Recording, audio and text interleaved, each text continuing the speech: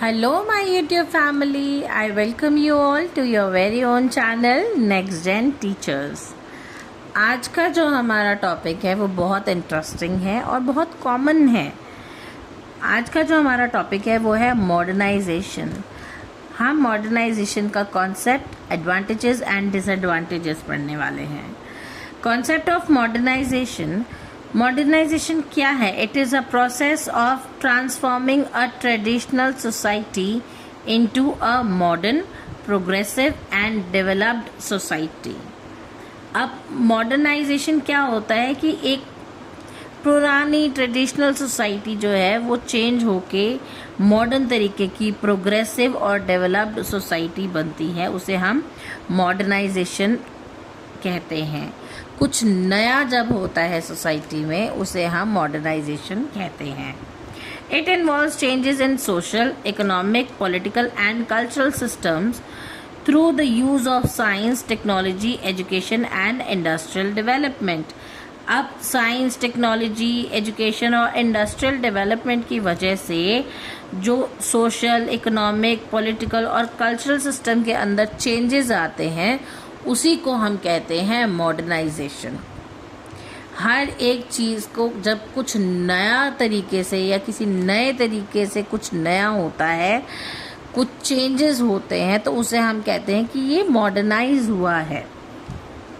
Modernisation promotes rational thinking, innovation, scientific outlook and improved standards of living. Modernization की वजह से हर एक चीज़ के लिए सोच लगती है। अब नई नई इनोवेशंस होती हैं, हर चीज़ को साइंस के तरीके से देखा जाता है और हमारा स्टैंडर्ड ऑफ लिविंग भी इम्प्रूव हो गया है। In education, modernization means adopting new teaching methods, technology and modern curriculum to meet the need of contemporary society. Contemporary society की जो नीड्स हैं उनको मीट करने के लिए नए नए टीचिंग मेथड्स, नई नई टेक्नोलॉजीज और मॉडर्न करिकुलम की ज़रूरत पड़ती है।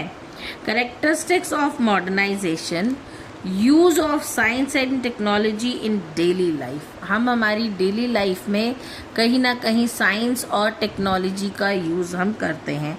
फॉर एग्जांपल, अभी मैं आपको YouTube पर एक वीडियो के माध्यम से अपना मॉडर्नाइजेशन का कॉन्सेप्ट, उसके एडवांटेजेस और डिसएडवांटेजेस समझा रही हूँ। ये भी मेरा एक टेक्नोलॉजी का यूज़ है। Development of industries and economic growth. अब क्योंकि मॉडर्नाइजेशन हुआ है तो इंडस्ट्रीज भी डेवलप होंगी और इकोनॉमिक ग्रोथ भी होगी। Growth of education and literacy. तो जब कोई चीज़ मॉडर्न होती है तो एजुकेशन जो है वो सभी को मिलती है, तभी कुछ मॉडर्न होता है, तभी लोगों की सोच भी जो है वो ओल्ड टाइम से, ट्रेडिशनल टाइम से हट के मॉडर्न होती है। उसके लिए एजुकेशन और लिटरेसी होना बहुत ज़रूरी है। Promotion of democratic values and equality. अब इसके अंदर जो है डेमोक्रेटिक वैल्यूज़ और इक्वलिटी को जो है मॉडर्नाइजेशन प्रमोट करती है। Change from traditional beliefs to rational thinking. अब हर एक चीज़ को ऐसा होता था या फिर ये ट्रेडिशन है, ऐसा बहुत सालों से होता आया है, उस चीज़ के ऊपर अंकुश लगाने के लिए, रोक लगाने के लिए एक रैशनल थिंकिंग ज़रूरी है। आज की जनरेशन, मॉडर्न टाइम्स की जनरेशन जो है वो पिछली बातों को सुनती तो है लेकिन उन्हें मानने से इनकार करती है तब तक जब तक कि उनके मन के अंदर के सारे सवालों के जवाब नहीं मिल जाते। वो हर एक चीज़ को जो है ट्रेडिशनल बिलीफ्स की के साथ एक्सेप्ट ना करके रैशनल थिंकिंग उस पर करना ज़रूरी समझते हैं। अब इसके एडवांटेजेस क्या क्या हैं?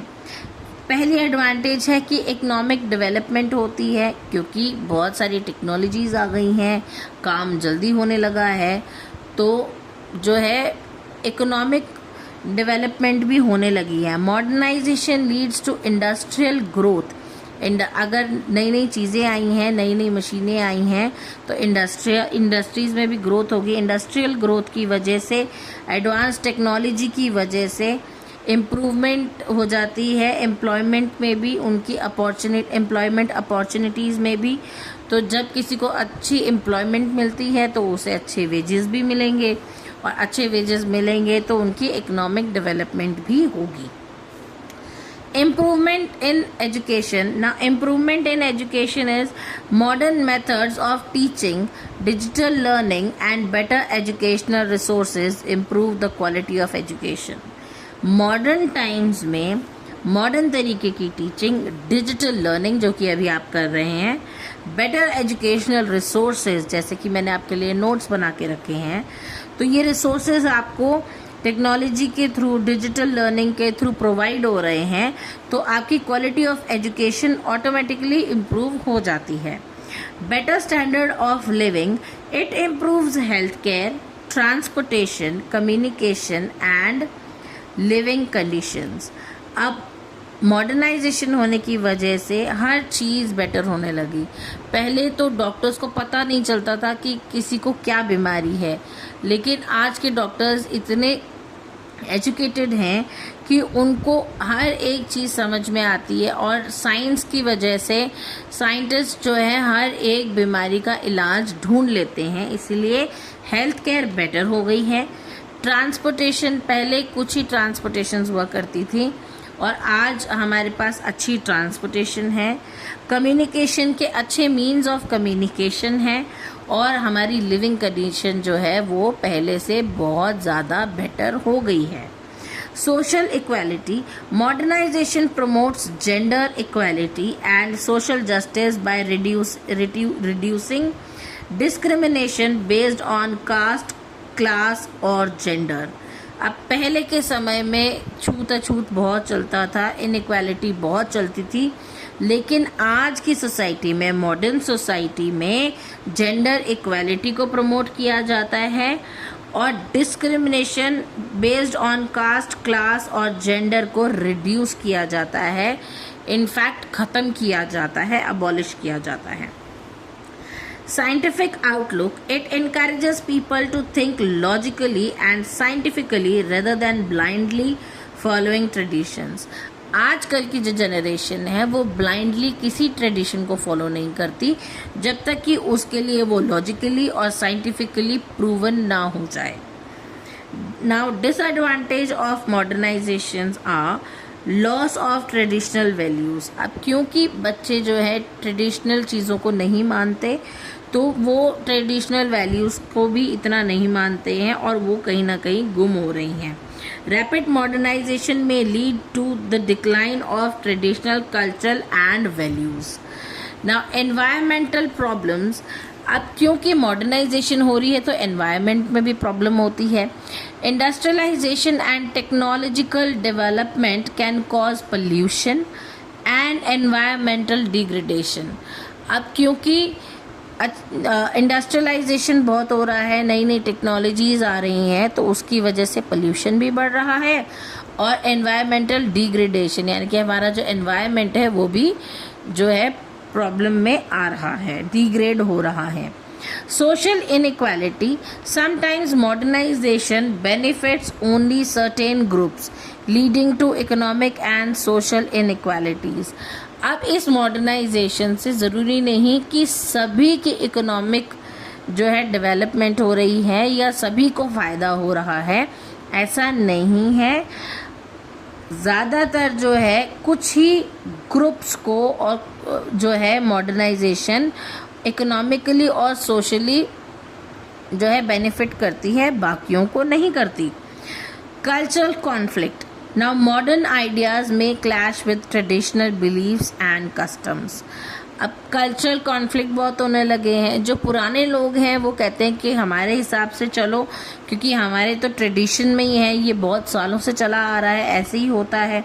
लेकिन आजकल की जनरेशन कहती है कि हम इन चीज़ों के ऊपर बिलीव नहीं करते, हमें इसके लिए कोई साइंटिफिकली प्रूवन चीज़ बताइए तभी हम इन्हें मानेंगे, नहीं तो हम इनको फॉलो नहीं करेंगे। Over dependence on technology, People may become too dependent on machines and technology, reducing human interaction and skills.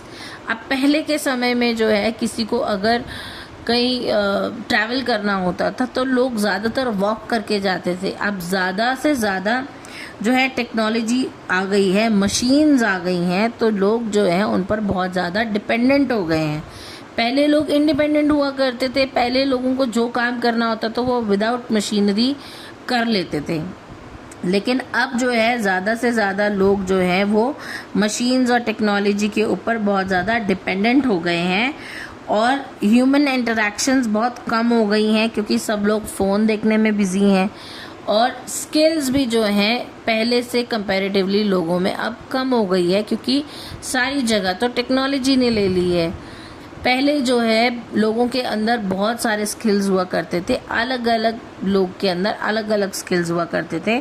लेकिन अब हमें हर एक स्किल सीखने के लिए या किसी भी नॉलेज के लिए हमें हमारा फ़ोन जो है वो एप्ट लगता है.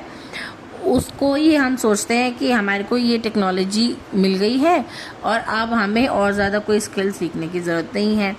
तो कंक्लूजन इसका ये है कि modernization plays an important role in the development of society and education. Modernization society और एजुकेशन के अंदर बहुत ही इम्पॉर्टेंट रोल प्ले करता है. While it brings economic growth, technological progress and social change. अब क्योंकि मॉडर्नाइजेशन जो है वो इकोनॉमिक ग्रोथ लेके आता है, टेक्नोलॉजिकल प्रोग्रेस लेके आता है और सोसाइटी में चेंज, सोशल चेंज लेके आता है. ये बहुत सारे चैलेंजेस भी लेके आता है जैसे कि loss of cultural values and environmental issues. Therefore, modernization should be adopted carefully while preserving cultural traditions and ensuring sustainable development. अब सस्टेनेबल डेवलपमेंट के साथ में मॉडर्नाइजेशन को अडॉप्ट करना ही बेहतर रहेगा. नहीं तो फिर ये जो है हमारा जो एनवायरनमेंट है और ज़्यादा पोल्यूटेड होता जाएगा और लोगों को परेशानी होती जाएगी. तो ये था आज का टॉपिक. आई होप आपको मेरी वीडियो पसंद आई होगी. अगर आपको मेरी वीडियोस अच्छी लगती हैं तो please do like, share, comment and don't forget to subscribe. तब तक के लिए थैंक यू.